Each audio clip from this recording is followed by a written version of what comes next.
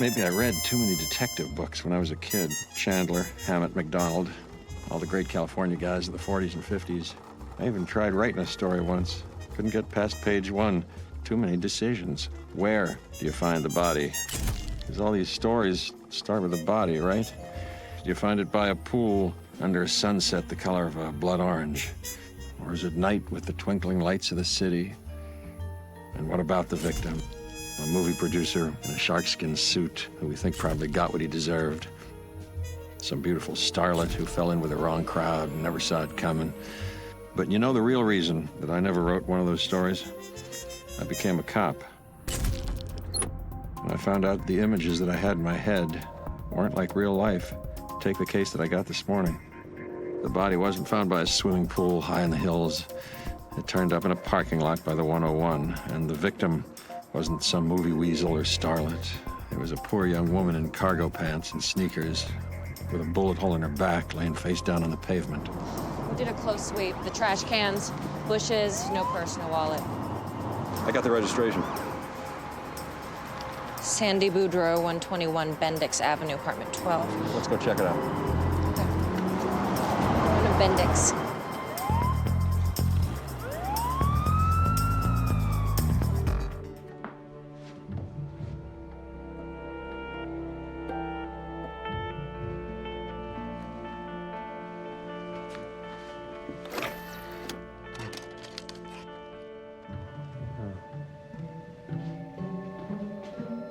I don't know if you'd like that. Who are you? You first. Eccentric LAPD. Are you her sister or something? Do you see one of the photographs? I didn't have a sister, detective. You didn't have a sister. You being? Sandy Boudreau.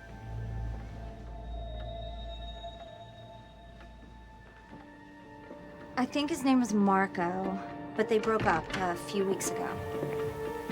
Detective, Boudreau had a boyfriend. Keep knocking. Keep knocking. Sandy Boudreau.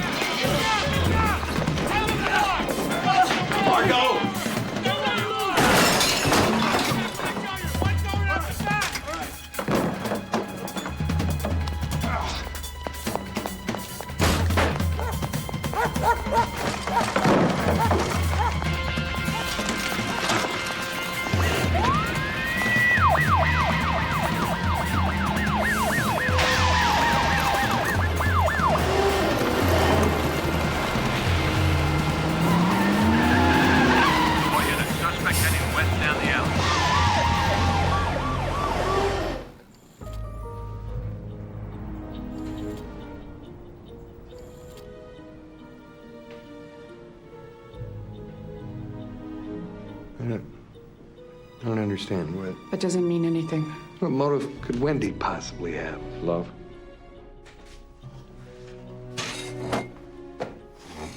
Or at least the kind of love that's been deformed by fear of abandonment.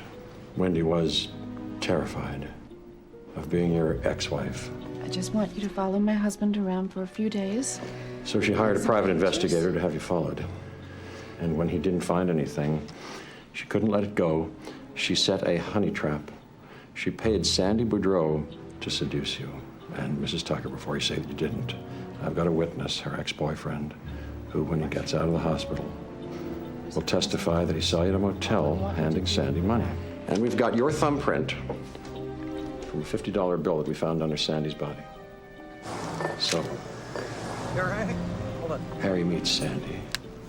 You okay? Peeper's taking pictures. I'm sorry about that. Did you grow up here? I did not. Look at Take good care, all right? Everything's going great. One small problem, Harry doesn't take the bait. And that's where the story could have, should have ended. But it didn't, did it? When she called you, you met in that parking lot. She said she wanted to give back the money. I'm not going to take the money back. He wants you. Just accept that. I want you to go back and try again. You wouldn't take it.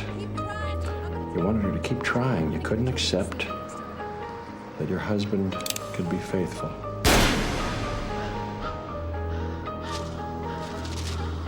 She said something to you, and then she headed back for her car.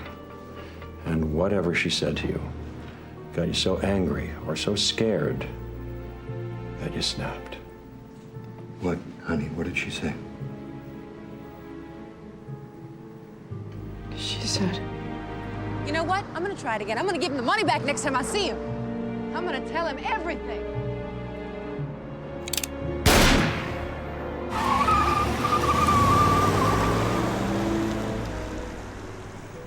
I didn't mean to kill her.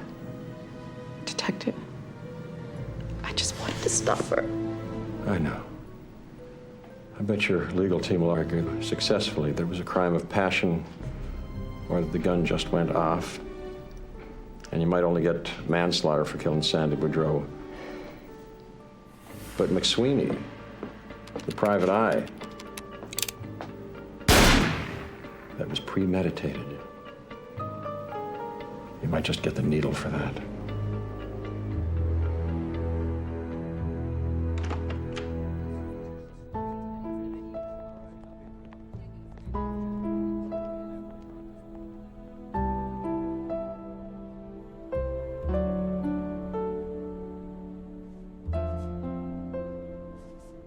You're still here.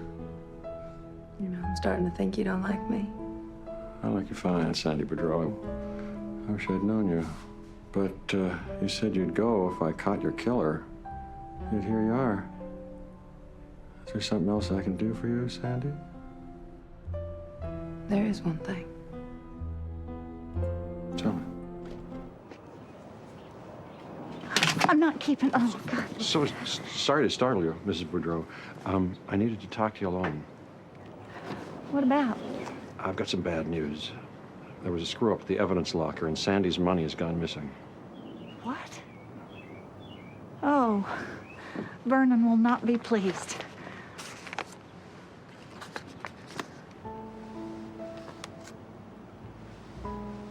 What's this?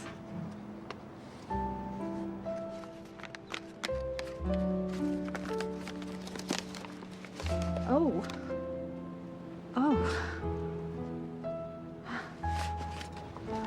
I'm sorry that the money's missing, Mrs. Boudreau, because I know that Sandy wanted you to have it. She wanted a better life for you. She would have done just about anything to help you. Of course, even if somehow the money were to magically reappear, you still might just hand it over to Vernon, or you might not. Either way, it'd be up to you.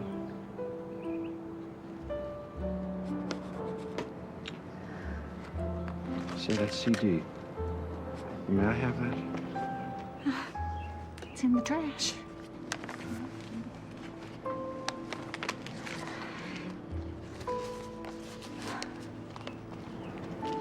Detective. Was Sandy mixed up in something?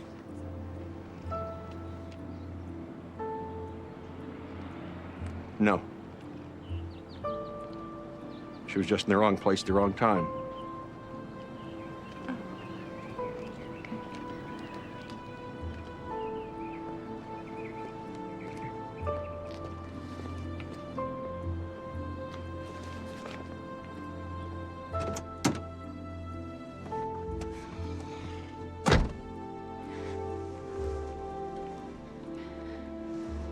Thanks. Better not tell him my mama has a prostitute. No point in that, dear. No point in that. Arlene.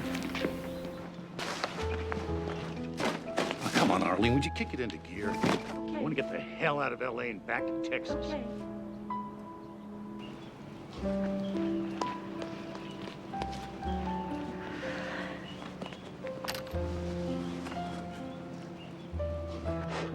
Looks like your mother finally